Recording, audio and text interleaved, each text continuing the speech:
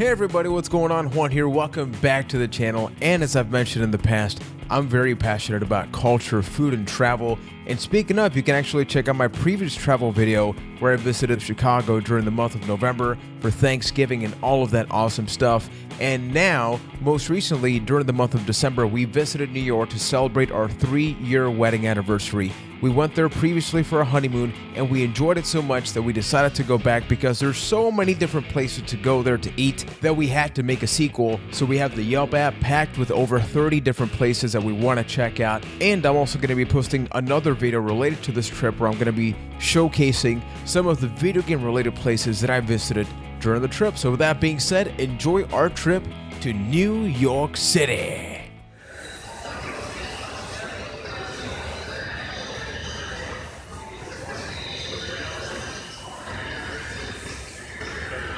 Okay, people, we gotta talk. We gotta get to the bottom of this. We do have Carl's Jr. in Puerto Rico. The caveat, it's only at the airport. I've always heard about Carl's Jr. I've heard about Hardee's, and I've grown to have this tradition that whenever I travel, I have to eat at Carl's Jr. at the airport because otherwise I'm never gonna get a shot again. Now, it's worth noting I'm not a fan of fast food burgers like Burger King and McDonald's, but Carl's Jr., I don't know if it's because it's so not accessible for me that I kind of desire it, but it tastes pretty good. You know, it's got the charbroiled stuff, and they do have milkshakes, but I don't know why. I just can't handle milkshakes anymore. I really do end up hating myself, and considering I recently had a bunch of Pop-Tarts, I'm like, I gotta save up the carb load for the rest of the trip. But the Carl's Jr. burger, very, very good, as well as the fries.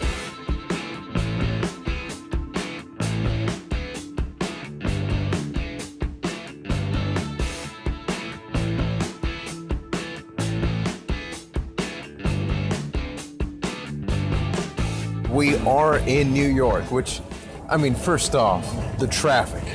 My God, the traffic. We arrived. More than an hour. Yeah, so like at 4:05, we headed off from the airport to the hotel. But then it took us about an hour and a half, more or less, to get there. And you know, New York taxi drivers drive so well, you know, so slow, so peacefully. So I had a headache, I was a little nauseous, and we're right now headed off to Vezzo's Thin Crust Pizza. This is one of the first places we actually went to during our honeymoon. Let's hope it is as good as it was 3 years ago. I mentioned earlier that that's one of the places that we ate during our honeymoon. Not only did we eat there during our honeymoon, it was the first place that we ate together here in New York. So it will forever be something very special. You know, we began things with the appetizer, which was the tomato and mozzarella plate. They have some basil on top of it. They also have vinegar, and it tastes really good because the tomato, it's nice and crisp, but it's super juicy. I mean, you look at the picture and you get an idea of just how juicy it is. And then the mozzarella, I mean, nothing is better than fresh mozzarella. And then for the actual pizza, we ended up going with the, okay, those people are doing what Nicole and I should be doing after eating an entire pizza by ourselves. We had the formaggio, okay, I'm gonna try and say this. Formaggio bianco. It has 4 different types of cheeses. One of them is ricotta, which ricotta is my favorite cheese. I mean, the best part about that type of pizza is that when you're eating it, eventually you're gonna get like a nice thick chunk of ricotta. And the pizza there, it is so good because the thin crust, it's very crispy. The cheese, like it almost blends together perfectly into one unique flavor. Imagine like if you build a transformer out of different types of cheeses, you would get the pizza that we just ate. But as I mentioned, you get the special treat every now and then with the unique slices of ricotta or something that are spread around. Hey everybody, it is Saturday, December 23rd, and now we're gonna go to a very special place, a French bakery slash restaurant, I guess you could say, called Meissen Kaiser. We love Meissen Kaiser so much that we actually ended up going twice during our trip.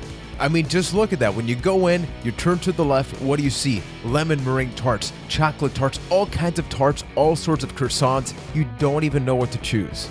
Our favorite thing about the place has got to be the breakfast. I won't even pretend I know how to pronounce this, but I got myself a bacon and oeufs brulee It's there on screen, okay? I think you can get the hang of it.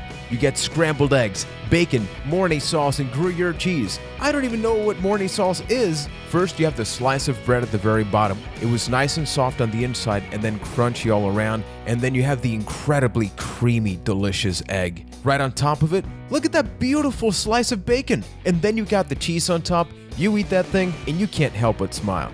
And we were on vacation, so why not have dessert right after breakfast, right? Here we have ourselves a pistachio eclair. I don't even think the picture does it justice of just how good that thing was. You cut it down and it is filled with pistachio filling, which is like a hybrid of frosting and pudding. It's very creamy, just like everything else they have. And it was very cold, surprisingly cold on the inside, and that just accentuated the flavor that much more.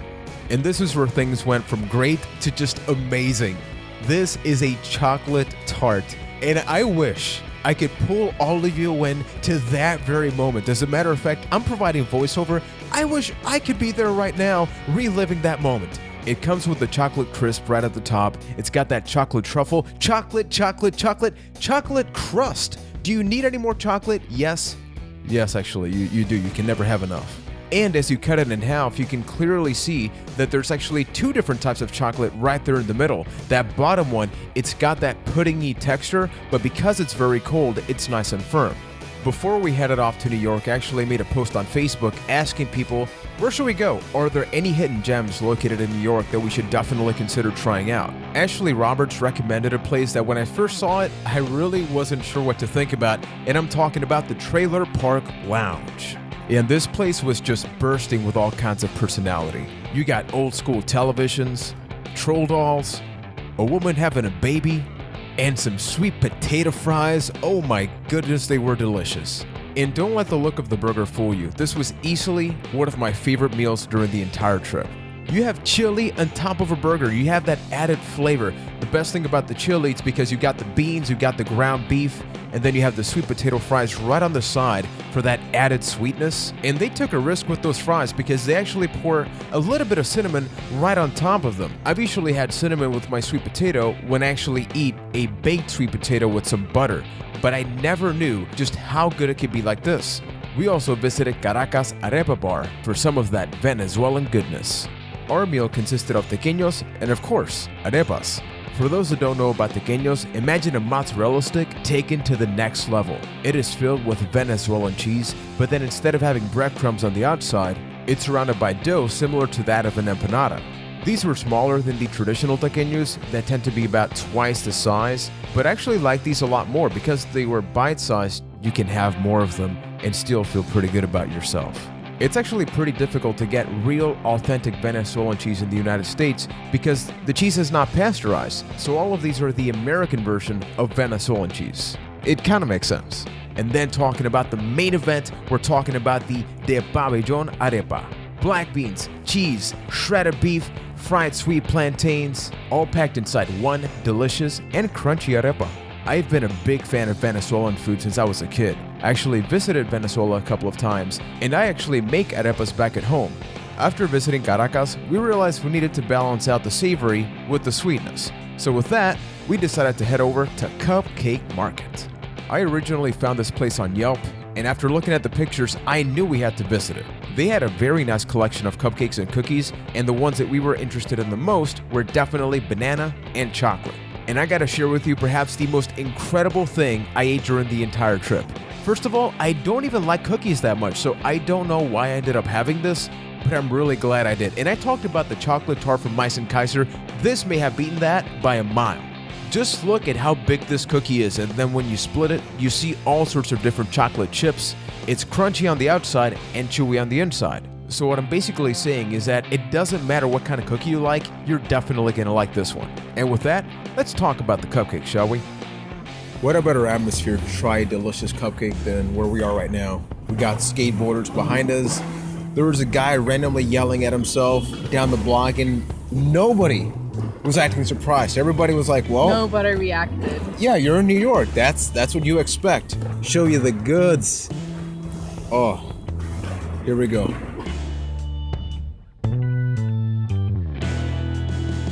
It is so good. Chocolate and peanut butter. It's the perfect mix. You can't go wrong with it. It's creamy. The outside is not super soft, so you first have to like really bite into it. And then the frosting is so smooth. Like, just check out this bite. Check the, okay. We're going in close. Maybe a little closer than you like, but check this out.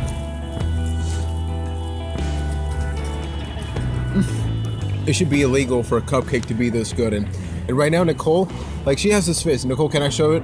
Okay. Whenever Nicole does this, that's like, yep, that's what life is. This is an experience. This is why we have jobs. We have jobs so we can travel, so we can taste delicious food, and then hopefully you guys can eventually check this out. Once again, from the Cupcake Market in New York. Why have one cupcake when you can have two of them? This is a banana cupcake with strawberry frosting with actual strawberries on top. Camera shaking is for added effect. Banana desserts are my favorite. We went there because we saw a picture of a banana pudding, but they ran out today. Oh my goodness. The chocolate one was good. This may be better because the actual strawberries on top, they're super fresh and they're super sweet. Then you taste the frosting, and because you're chewing on the strawberry, you actually get a little bit of added texture, but you still get like a stronger flavor of strawberry. And then you get to the banana. It just tastes like a freshly baked banana bread. The texture of the frosting is so different. It's really, really soft. Like, I can't tell if this is like cream cheese right now. It's like speaking to you. It's like a little cave, a cave of flavor. I got some banana in my teeth. Now, I don't know about you, but the only thing that makes sense after a nice cupcake or two is a nice cup of coffee. And with that, let's head over to the Coffee Project. Now, when I first saw this place online, I knew we had to go, and it's not just because they have a nice cup of coffee, but they apparently have an incredible coffee experience. By that, I mean they have a dine-in only experience called the Deconstructed Latte. So if you enjoy a nice shot of espresso, some latte, or even just a nice warm cup of milk, this is made for you. See, the experience starts off with some sparkling water. You drink that to cleanse the palate to make sure that the coffee experience is as clean as possible. Then they give you a shot of espresso, which in this case, it was from Guatemala. Then you're given a nice amount of warm milk, which is pasteurized at a lower temperature for a longer period of time to taste similar to raw milk. I don't mean to sound fancy, I literally read that off the menu. And then right after that, you get to drink the latte, and it was at a very nice warm temperature. This is not McDonald's coffee. You're not going to burn yourself off. Trust me. And if you want something sweet to top things off, you get a nice waffle cookie to go along with it. And this was all only $7, so not a bad deal at all. I was really happy with this experience. I love coffee. I can have coffee at any time of day. And the combination of the bitter espresso, then the warm milk, and then ultimately it leads up to the latte, it's just a great mixture of strong, sweet, and then a mixture of both. I didn't even end up adding any sweetener to my latte, which is something that I always do, so that goes to show just how great of a quality this latte was. And as I mentioned earlier, this is a dine-in only experience, so if you want to try out the Deconstructed Latte, you gotta check out the Coffee Project. It was obvious that because we were in New York, we had to go to Little Italy. The restaurant we decided to go to is called La Nonna. We started things off with the mozzarella carrozza, and I really hope I got that one right. It's essentially a triangle mozzarella stick.